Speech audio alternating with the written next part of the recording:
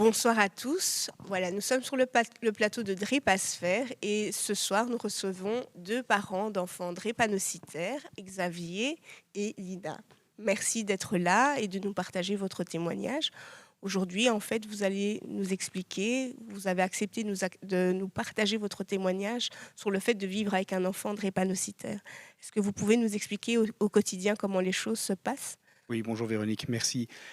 J'ai une grande fille de 12 ans, drépanocytaire homozygote. Ce que ça veut dire au quotidien, tant pour elle que pour moi en tant que parent, eh bien, c'est une attention accrue à son état de santé, à sa fatigue, à sa prise de médicaments. Est-ce qu'il y aura peut-être une crise qui va survenir aujourd'hui, une crise vaso-occlusive? Est-ce qu'elle va peut-être attraper quelque chose à l'école, puisque les enfants drépanocytaires ont tendance à être à différents degrés immunodéprimés. Donc, quand ils attrapent une grippe, un rhume, une bronchite ou quelque chose comme ça peut prendre des proportions nettement plus importantes que chez un enfant qui n'est pas drépanocytaire, qui n'est pas immunodéprimé. Et puis voilà, c'est les petits contrôles le matin. Est-ce qu'elle a bien pris ses médicaments? Donc je vérifie son pilulier parce que c'est comme le brossage de dents. Il faut rappeler tous les jours, même si elle sait qu'elle doit le faire. Voilà, est-ce qu'elle s'est habillée suffisamment chaudement en hiver? Mhm. Parce que sinon, un coup de froid peut provoquer aussi une crise vaso-occlusive. Par exemple, elle doit aller nager avec un maillot thermique parce que sinon, voilà, des choses comme ça. Mais au niveau de mon quotidien comme parent, oui, c'est clair que émotionnellement, c'est une inquiétude quasi permanente de ce qui va lui arriver. Est-ce qu'elle va faire un malaise? Est-ce que, voilà, parfois quand elle est très fatiguée, ça peut aussi induire une crise ou un état de mal-être plus fort que, que chez un autre enfant. Euh, alors au niveau hospitalier, bon, dans le cas de ma fille, il y a des fréquentes visites au service des urgences, des hospitalisations qui sont dues soit aux crises, soit aux infections. Il faut savoir que quand un enfant drépanocytaire a une température supérieure à 37,2, 37,5, ça devient une urgence. Donc le protocole requiert qu'on se rende à un service d'urgence, qu'on fasse une prise de sang, une hémoculture, etc., pour comprendre ce qui se passe. Et c'est parfois suivi de 5, 7, 10 jours d'isolement. Euh, à chaque fois, je reste avec ma fille, je dors. Et dormir dans un hôpital, c'est pas de tout repos parce que il y a le monitoring, il y a voilà les petits passages à la salle de bain, il y a l'infirmière qui vient toutes les heures changer une poche, remettre les fils du moniteur parce que ça bip dans tous les sens ou je sais pas moi, prend les paramètres et donc l'enfant évidemment ma fille qui a un sommeil très profond ne se réveille jamais. Oui. Mais moi, je me réveille toutes les heures. Alors, une nuit, 2 nuits, 3 nuits, ça va. Mais quand c'est 10 jours comme ça, il faut avouer que c'est très fatigant. Et professionnellement aussi, Oui, ça parce rend les que choses compliquées. mais oui, Oui, vous dites que vous restez 10 jours au chevet de votre enfant et oui. comment ça se passe alors dans votre vie professionnelle? Comment est-ce que vous expliquez ça à votre employeur? J'ai la chance d'avoir un travail dans lequel voilà, je suis assez flexible sur mon horaire, enfin, sur une partie de mon horaire, et d'avoir aussi voilà, un employeur assez tolérant. Mais c'est vrai que ça arrive fréquemment que tout à coup, je vois mon téléphone. Ah, collège, directeur. Et voilà. Allô, monsieur, j'ai Oui. votre fille dans mon bureau en larmes. Qu'est-ce que je fais? Vous êtes à la maison parce que j'habite pas très loin de l'école ou bien j'appelle un 112. Et voilà, donc comme je fais pas mal de télétravail, j'ai l'occasion d'aller la prendre à l'école ou à son club de sport ou au lutin, etc. Et d'aller tout de suite à l'UDERF. C'est aussi une très grande chance que j'ai d'habiter près d'un centre de référence, l'UDERF, l'hôpital des enfants à Jette, qui assure une bonne prise en charge. Mhm. Mais je sais qu'en Belgique, et même ailleurs en Europe, ce n'est pas universel, hein. Quand on va dans un hôpital avec des soignants qui ne connaissent pas la drépanocytose, qui ne connaissent pas le protocole à suivre, que ce soit au niveau de la gestion de la douleur, que ce soit au niveau de voilà, qu'est-ce qu'un acute chest syndrome dans une situation comme ça, qu'est-ce qu'on fait. Euh, Chez les adultes, c'est la même chose aussi, hein. Quand un adulte rentre dans un hôpital qui ne connaît pas la drépanocytose et qui dit j'ai déjà pris palier 1, palier 2, j'ai besoin de quelque chose de plus fort, on le prend facilement pour un toxicomane. Ah oui, ok. Ce qui Et est comment évidemment ça très se passe si vous problématique. devez, je vous interromps, si vous devez appeler une ambulance? Donc, comme vous dites, vous habitez tout près d'un centre de référence. Donc, systématiquement, on emmène l'enfant dans le centre de référence où elle est suivie? Oui, alors il y a déjà un petit problème au niveau des services 112, c'est que les documents utilisés par les opérateurs 112, qui s'appelle le manuel de, j'ai oublié le nom spécifique, mais qui est un manuel en fait qui est une aide à la décision en fonction des symptômes qui sont décrits par la Ah personne, de oui. la situation, etc. On va envoyer soit l'appelant chez son généraliste le lendemain parce que c'est quand même pas très grave, soit dans un hôpital où il peut se déplacer tout seul pour aller aux urgences, soit on envoie une ambulance, un PIT ou un SMUR. Il n'y a nulle part dans ce document de plusieurs centaines de pages aucune trace de crise vaso-occlusive, de drépanocytose ou même d'autres maladies d'hémoglobinopathie qui puissent voilà, ressembler à la drépanocytose. Donc là déjà on a un gros problème. Donc il faut donner des explications à l'opérateur 112 qui sont suffisantes pour expliquer ma fille est en crise vaso-occlusive, c'est extrêmement douloureux, elle a besoin d'antalgiques puissants, etc. Et donc j'ai besoin d'un PIT au minimum. Alors, si vous êtes tombé sur un opérateur qui a déjà entendu parler par hasard ou qui sait plus ou moins de quoi il s'agit, ça se passera bien et vous aurez un PIT. Mais ce n'est pas encore sûr que l'infirmier dans le PIT saura exactement ce qu'il doit faire, par Vous pouvez contre. préciser, c'est quoi un PIT pour Le les... PIT, donc, il y a, dans les services ambulanciers, il y a 3 niveaux en fonction de la Mhm. gravité. Si c'est par exemple un grave accident de la route, etc. En fonction des traumas, etc., Mhm. on va envoyer soit une ambulance avec Mhm. juste 2 ambulanciers, Mhm. parfois un troisième ambulancier en stage. Un PIT, c'est-à-dire une ambulance avec un infirmier urgentiste qui est en lien direct avec Avec un un médecin. médecin urgentiste Ok. de garde, enfin de garde de service. Et puis le SMUR, qui est les voitures qui suivent les ambulances, hein, les espèces de grosses voitures jaunes. Et là, c'est un chauffeur, un infirmier et un médecin urgentiste et avec de l'équipement supplémentaire. Ça, c'est pour vraiment les situations assez graves. Un PIT, dans le cas de ma fille, en tout cas, pour une crise vaso-occlusive, suffit. S'il faut, en tout cas, s'il faut donner des antalgiques ou s'il y a encore autre chose, un autre geste technique à faire. Merci pour ces précisions. Donc là, je vois que vous, en tant que parent, vous êtes suffisamment informé Oui, que pour pouvoir préciser aux équipes soignantes oui. quel est le type d'aide à apporter à votre enfant.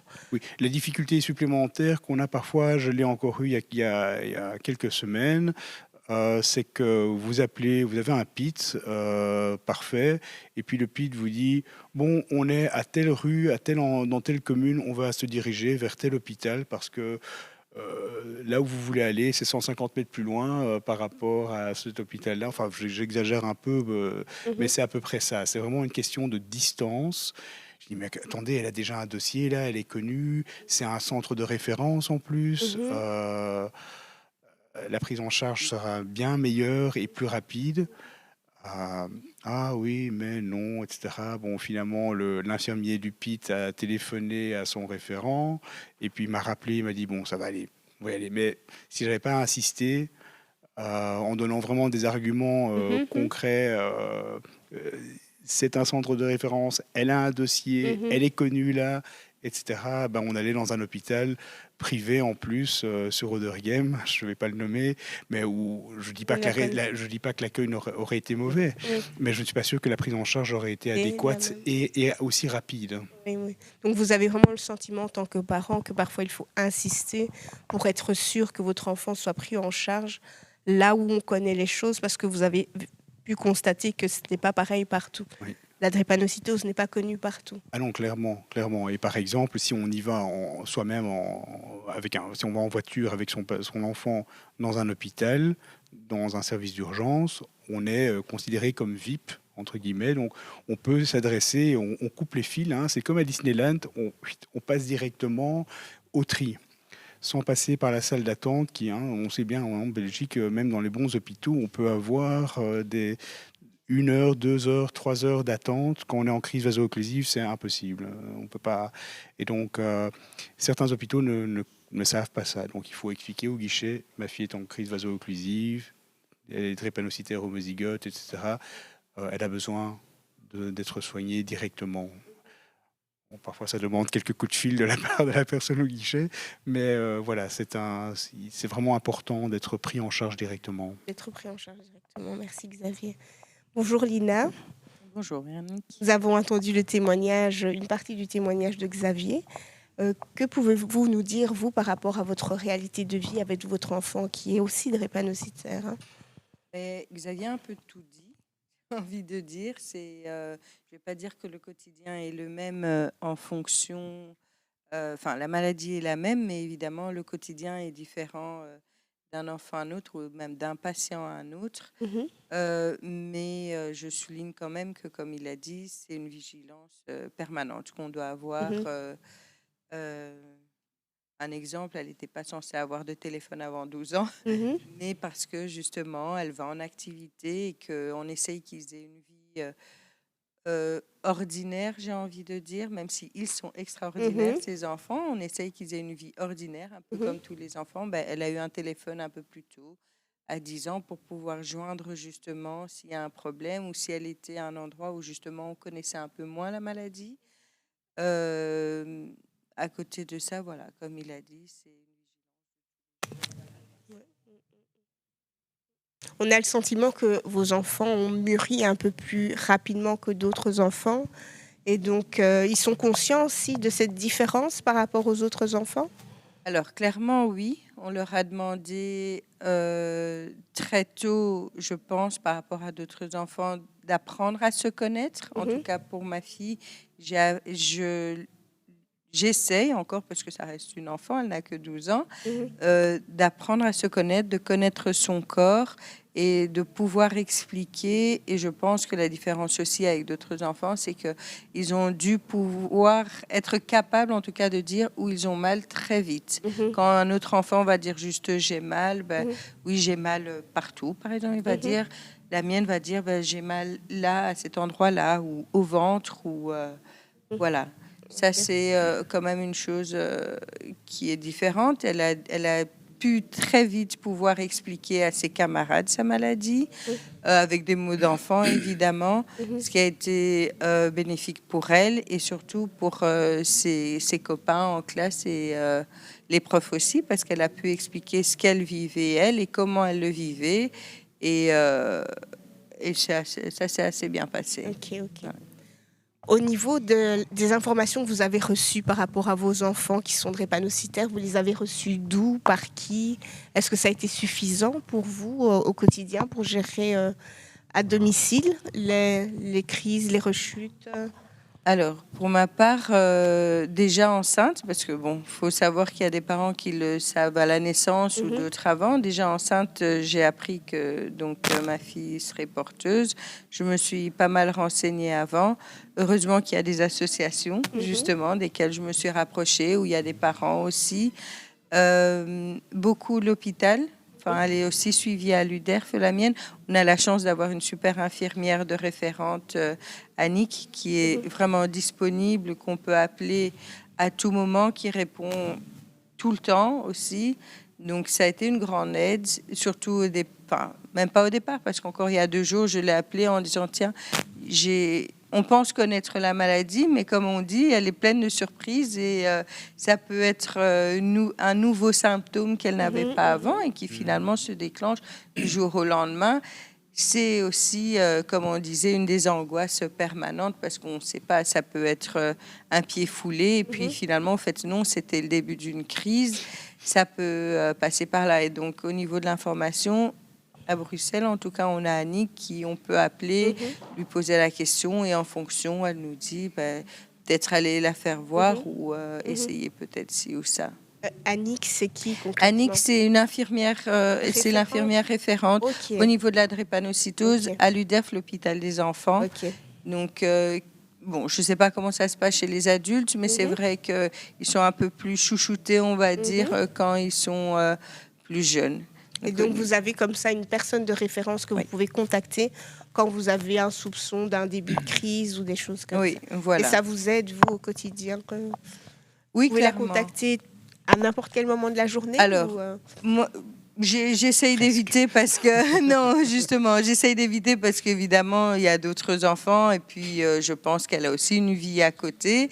Donc, j'essaye d'éviter, mais c'est vrai que, comme je disais, il y a 2 jours, ma fille a eu un problème au pied qui, justement, elle n'avait jamais eu. Et on sait, à force des choses et à force de formation et tout ça, que, par exemple, voilà, les pieds, les mains qui gonflent, à 12 ans, c'est très rare. Donc... voilà, j'ai quand même eu un doute parce qu'elle me disait qu'elle n'avait pas eu de traumatisme, elle n'était pas tombée, qu'elle n'avait rien eu. Donc voilà, je l'ai quand même appelée pour poser la question.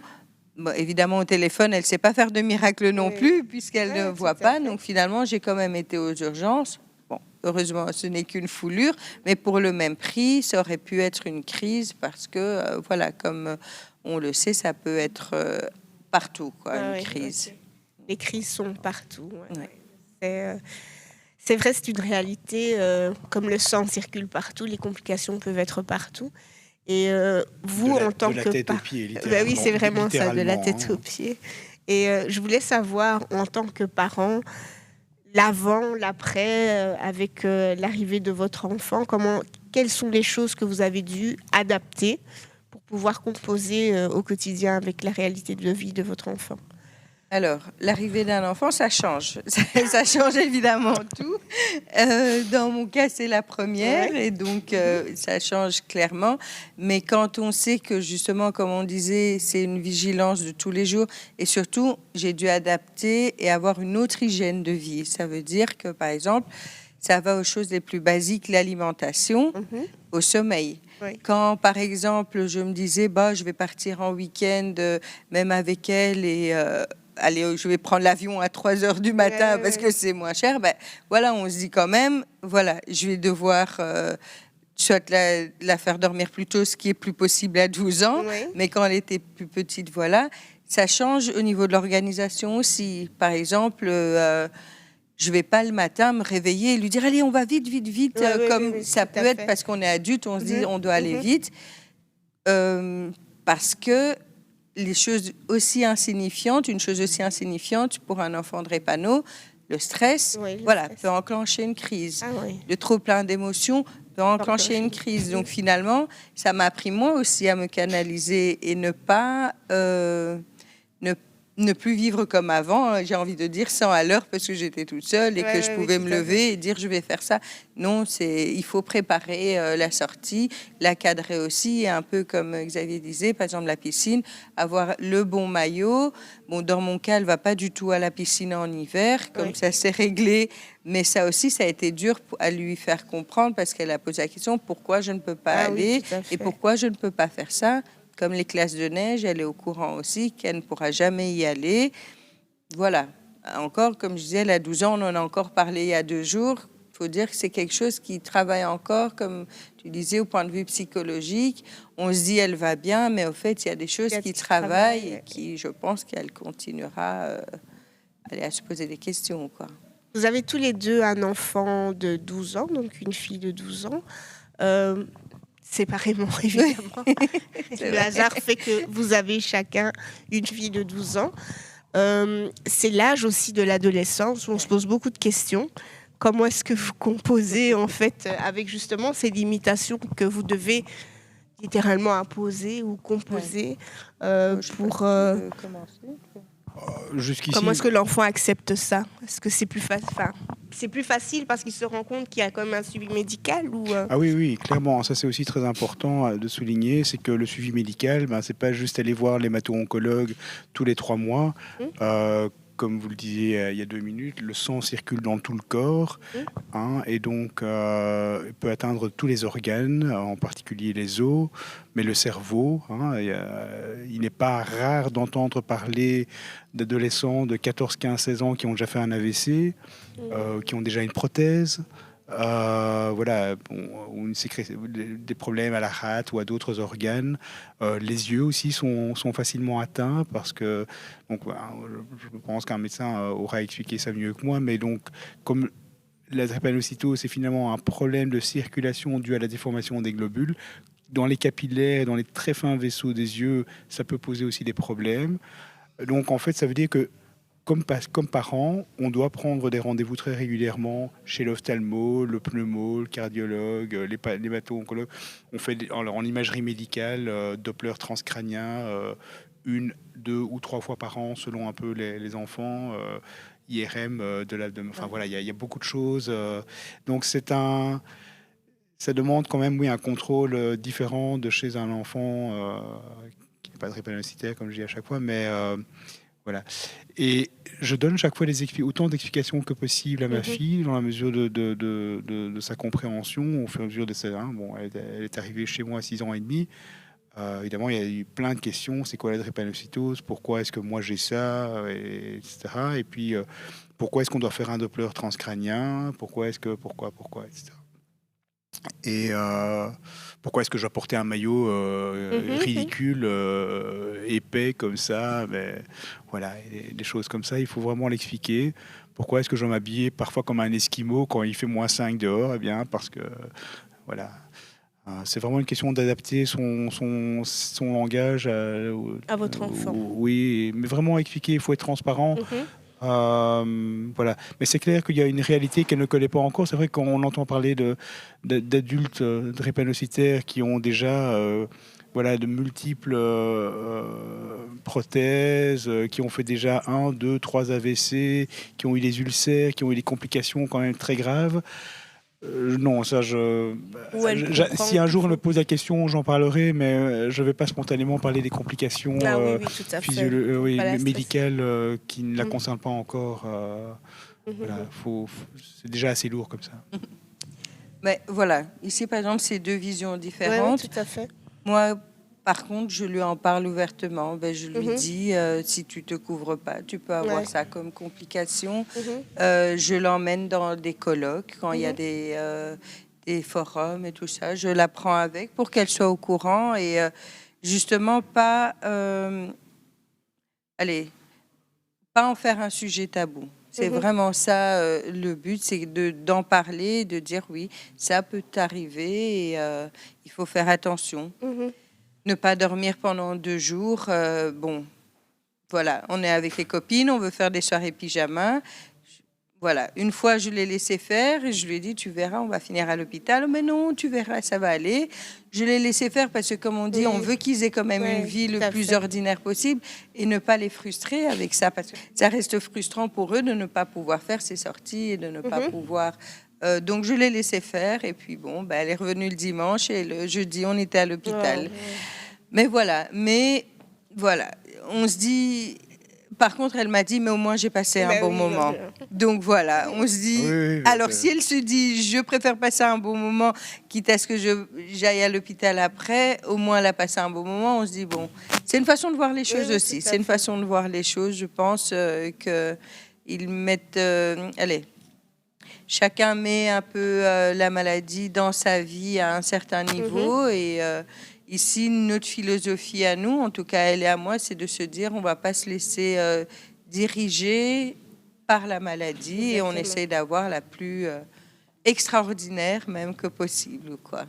Donc au quotidien, vous composez chacun avec la drépanocytose, c'est savoir ce à quoi on va renoncer aujourd'hui et qu'est-ce qu'on va ajouter aujourd'hui pour pouvoir finalement maintenir les choses en équilibre, tant pour le bien-être de votre enfant que pour vous-même finalement, parce qu'il y a quand même cette charge mentale qui fait que parents d'enfants qui sort de l'ordinaire, c'est une charge mentale particulière.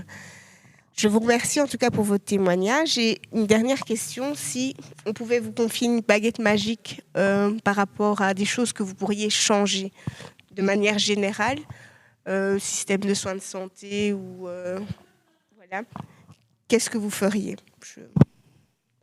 Alors, pour moi, ce serait donc au niveau de la prise en charge, en tout cas l'hôpital des enfants, elle est très bien.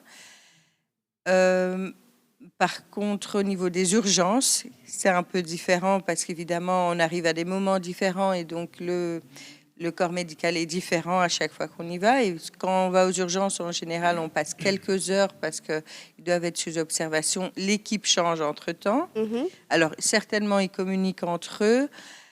Mais ce qui arrive, c'est que parfois, on tombe sur des médecins qui s'y connaissent un peu moins. Et du coup, la communication est un peu plus compliquée parce que pour peu qu'on tombe sur un médecin qui nous connaisse déjà, donc dans mon cas, par exemple, à moi, ils me font assez confiance quand je dis, voilà, si sa prise de sang est bonne, en fonction de ce que vous me dites, je préfère rentrer chez moi et le faire à la maison, enfin, continuer à la maison. En général, ça passe, mais pour le même prix, je tombe sur un médecin, évidemment, que je ne connais pas ou que j'ai vu qu'une ou deux fois. Mais non, on va rester, elle va être hospitalisée ou alors je vais devoir demander qu'on appelle l'hématologue pour pouvoir en discuter. Je dis ça parce que pour parler de confiance, au fait, Oui, tout à fait. j'aimerais que le corps médical fasse un peu plus confiance aux parents et surtout au patient lui-même. Oui, tout Quand à il fait. dit qu'il a mal, parce que dans le cas contraire, ça existe aussi. Le patient va dire qu'il a mal, qu'il a très mal. Voilà, parfois on va avoir l'impression que la personne en face, enfin le médecin ou l'infirmier, pense qu'elle exagère ou il exagère un peu, alors que c'est pas le cas. Je veux dire, aussi on leur demande de 0 à 10 à combien ils ont mal. Moi, je trouve ça un peu difficile. Allez, elle a 12 ans, on lui demande ça depuis qu'elle a 6 ans, de quantifier sa douleur. Allez, je trouve ça un peu délicat. Mais bon, disons que ça fait partie de leurs critères à eux pour la prise en charge. Mais voilà, pour moi, ce serait ça, c'est vraiment parler de la confiance. La De confiance. pouvoir entendre et réellement, pas entendre justement, mais vraiment écouter le patient. Écouter le patient, Ouais. laisser plus de place au patient, Oui. surtout lorsqu'il s'agit d'un patient malade chronique qui se connaît Voilà. et dont le parent aussi connaît aussi son enfant. Oui. Vous pensez que vous avez... Oui, oui, parce que parfois, on a dû lui donner de la morphine, ou dans mon sens, ça n'aurait pas été nécessaire de donner de la morphine, mais voilà, on a dû donner de la morphine. Je leur fais confiance aussi. Je me dis que bon, voilà, s'ils le font, c'est que c'est nécessaire. Et puis, ça s'avère plus tard que c'était pas réellement nécessaire d'en arriver là. Donc, je pense que c'est vraiment une relation de confiance dans les deux sens qui doit s'améliorer. Et vous, Xavier, au niveau de... Avec cette baguette magique, qu'est-ce que vous aimeriez changer ou améliorer ou... Dépistage systématique universel pour tous. C'est peut-être un pléonasme, mais dépister. Donc ça s'adresse tant aux politiques qu'aux futurs mariés, qu'aux parents. Avant de vous marier, sachez est-ce que vous êtes AA, AS, SS, SC. Quel est votre statut, comme on dit? Si vous êtes déjà marié, que vous voulez faire des enfants et que vous ne connaissez pas encore votre statut, idem. C'est très simple, c'est une prise de sang, un test qui s'appelle l'électrophorèse de l'hémoglobine. Si possible, le faire dans un hôpital qui sait comment le faire correctement, parce qu'il y a parfois des faux négatifs, si je puis dire. On considère un patient comme AS, mais en fait, il est oui, ou la proportion de S est prévalente, et voilà, ça pose problème. Mais donc, dépistage universel pour tous, les futurs mariés, les parents. Si on ne sait pas pour ses enfants, il faut que les enfants le sachent pour plus tard.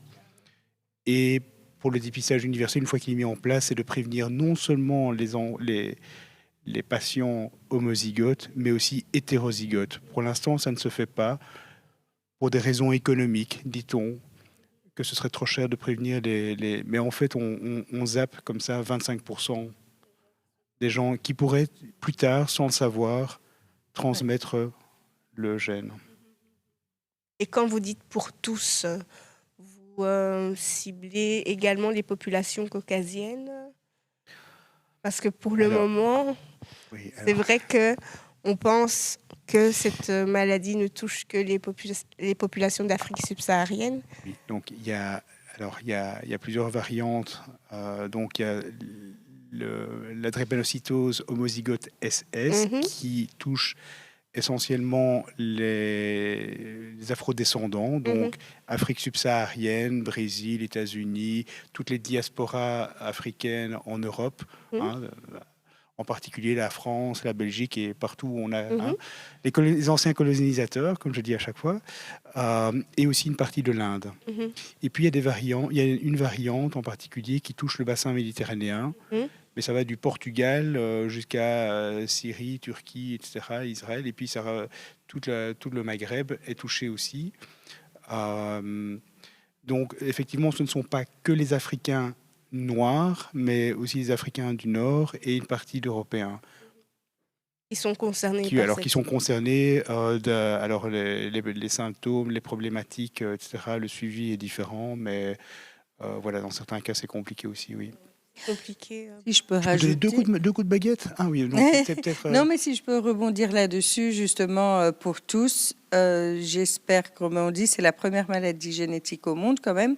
J'espère que dans des années, ça sera réellement pour tous, même pour, j'ai envie de dire, les Caucasiens, sans se dire ça pourrait toucher certains et pas d'autres, parce que, voilà, je veux dire, je suis moi-même métisse, j'ai un enfant, enfin, j'ai 2 enfants, dont un est blanc de chez blanc, mais elle est peut-être à S. Bon, voilà. On ne sait pas, c'est pas écrit sur le front, exactement. On ne saurait pas le savoir. Et j'ai envie de dire, j'espère, voilà, mon deuxième coup de baguette, que d'ici 10 ans, on le fera d'office à tout le monde, sans se dire, tiens, avant de le faire, vous êtes de quelle origine?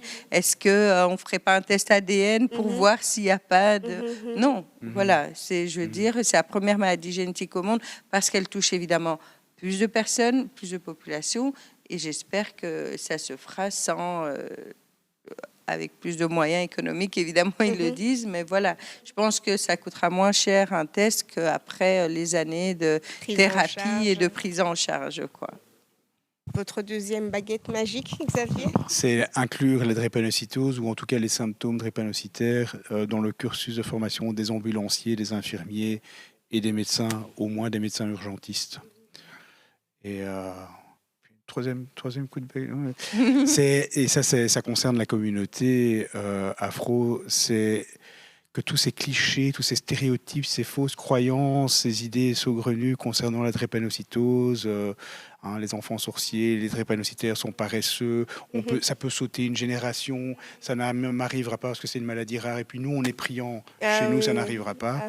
Nzambé pourvoira, mais Nzambé ne pourvoit que si on agit aussi, si on se fait tester, si on fait attention. Et voilà, il y a plein de croyances qui font en sorte que c'est très délétère finalement, tant pour les patients que pour les familles atteintes, puisque c'est quelque chose qu'on doit souligner. Un enfant drépanocytaire qui arrive dans une famille, c'est lui qui souffre physiquement, mais psychologiquement, émotionnellement, toute la famille est touchée, la fratrie, les parents et toute la dynamique de la famille, surtout quand l'enfant est régulièrement malade. Oui. Et justement, en parlant de ça, de baguette magique, j'ai envie de parler de la reconnaissance, justement, au niveau de la maladie. Pour l'instant, on doit on doit répondre à un questionnaire qui ne veut strictement rien dire dans le cadre de la drépanocytose, parce qu'on demande à une enfant de 12 ans si elle sait s'habiller seule, si elle sait manger seule. Ben oui, elle sait le faire en dehors des crises. Ça n'empêche pas qu'elle sache faire une crise. Je pense que ma première baguette magique, finalement, ce serait ça. C'est que cette reconnaissance-là soit faite, j'ai envie de dire, automatiquement. Je veux dire, cet enfant né drépanocytaire, ici, on doit faire tous les 5 ans refaire la reconnaissance. Pour la prolongation. Oui. Alors, à moins qu'elle ait une greffe, oui, ok, elle ira beaucoup mieux, mais sans ça, elle n'ira pas mieux. Et elle saura toujours s'habiller, mais l'heure d'après, peut-être qu'elle ne saura pas s'habiller parce qu'elle a mal au bras et qu'elle est en pleine crise. Ça, je pense que finalement, ce sera ma première baguette, que ce soit aussi reconnu, comme j'ai envie de dire, le diabète, qui dès le départ est reconnu, entre guillemets, je dis bien des grosses guillemets, comme un handicap, que ce soit le cas, j'ai envie de dire, systématiquement pour ces enfants-là. Ouais, c'est vrai que cette difficulté-là, beaucoup de parents le relatent, c'est que malheureusement, en dehors des crises, les enfants, ils savent vivre, être autonomes, certains, comme c'est le cas chez tous les enfants malades chroniques, avec une maturité particulière, une autonomie. Mais pendant les crises, parfois, on est en face d'un enfant qui est complètement alité et qui a besoin d'aide pour tout. Et la critique qu'on fait, c'est que on reproche quasi aux patients drépanocytaires de ne pas être dans cet état de besoin en permanence. Et donc, c'est pas ce qu'on souhaite non plus aux familles. Mais c'est vrai que cette reconnaissance, ça faciliterait déjà pas mal de choses parce que les démarches administratives, en plus du suivi médical, en plus de devoir composer avec sa vie familiale et professionnelle, ça n'aide pas. Et donc, oui, ça, c'est vrai qu'on tient aussi à le souligner.